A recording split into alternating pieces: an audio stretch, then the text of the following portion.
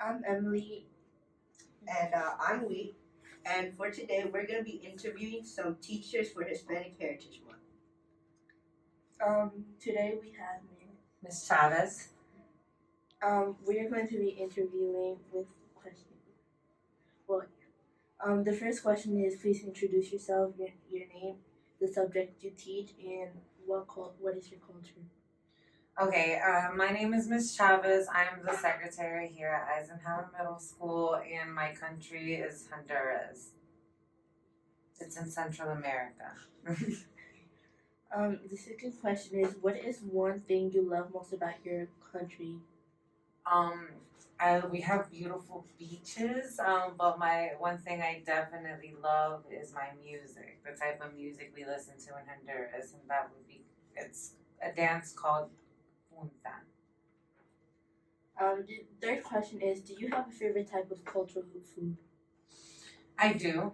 Um, Mine would be baleadas. What is a baleada? It's a big flour tortilla with fried beans, eggs, sour cream, cheese, and your choice of meat. Mine's is chicken, so I like a chicken baleada. That's good. Our fourth question is what are some activities that your culture have that you consider to be fun? That would be my music. So we have something called punta, and again, there's a way you dance it. I can demonstrate a little bit so you guys can have a feel of what it's like. Here, I'm gonna go ahead and play. And everyone in the country dances there.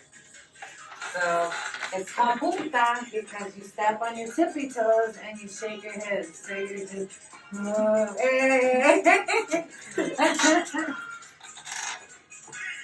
All right. Our fifth question is what does your activity say about you or your culture and how does it represent your culture? What does my activity say about my culture? It's a typical dance. And like I said, it's just a tradition. Everybody that is from my country knows about it all, like special occasions, big parties, family get-togethers.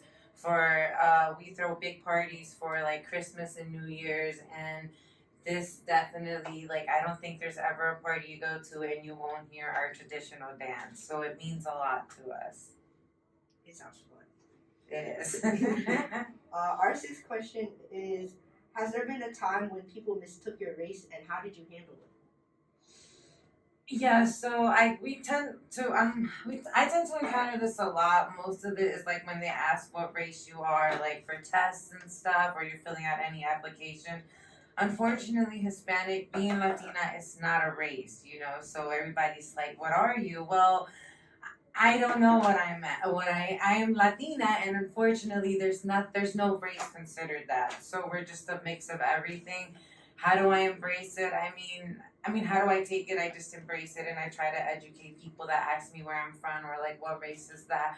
I try to tell them where I come from, where it stands in the map, and what we are, who we represent.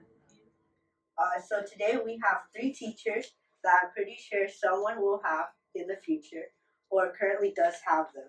And we're going to start off this interview by introducing yourselves with your name, the subject you teach, and the country you're from.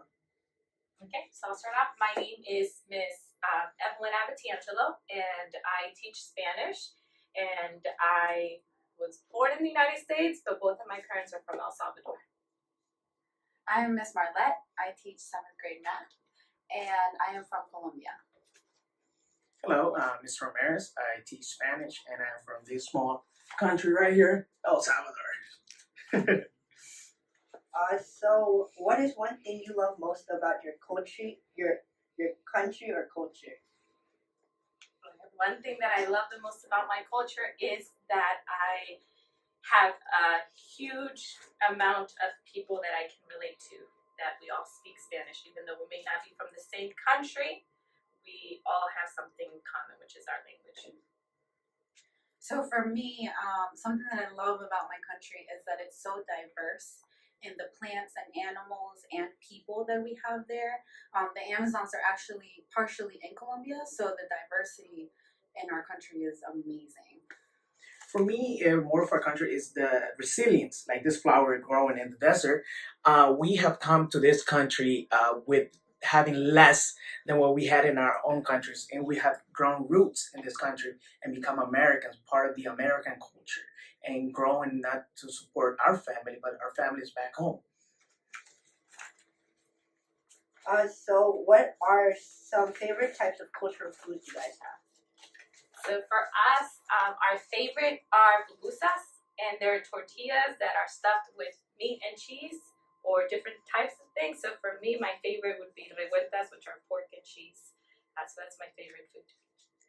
It's hard for me to pick. We have so many things. We have arepas, we have tamales, colombianos, we have there's so many things. I'm gonna go with tamales. They are this huge little like just packed meal inside of a banana leaf.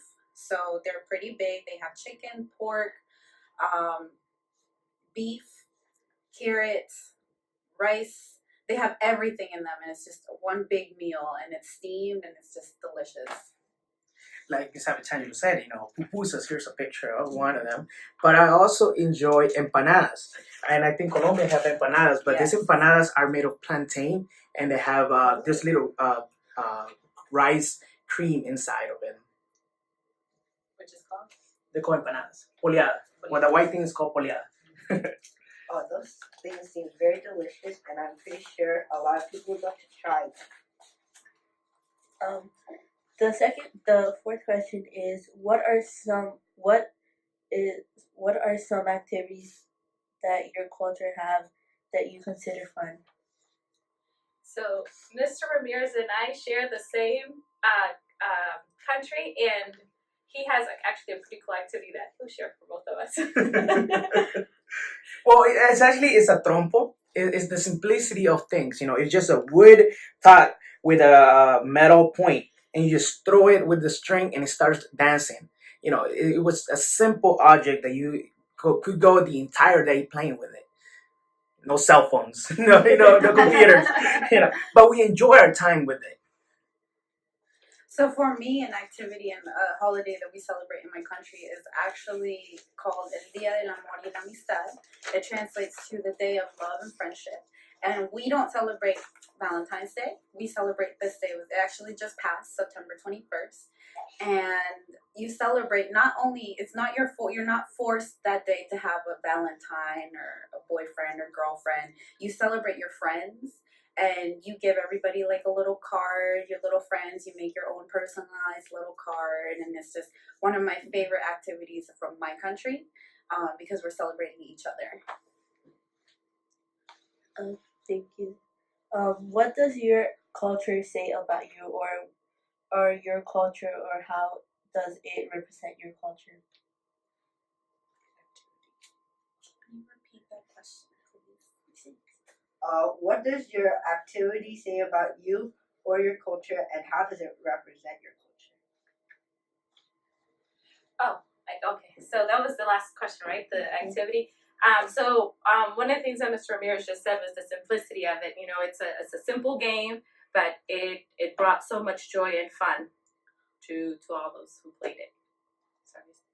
So for me, it says a lot about how unified we are, how we really do appreciate our families and our friends, and we are very open people. We're always like, we'll take care of you, come to my house, we'll feed you, if you ever need a bed to sleep on, we got you. So that's really that's why I love that day, is because we show that appreciation to everybody.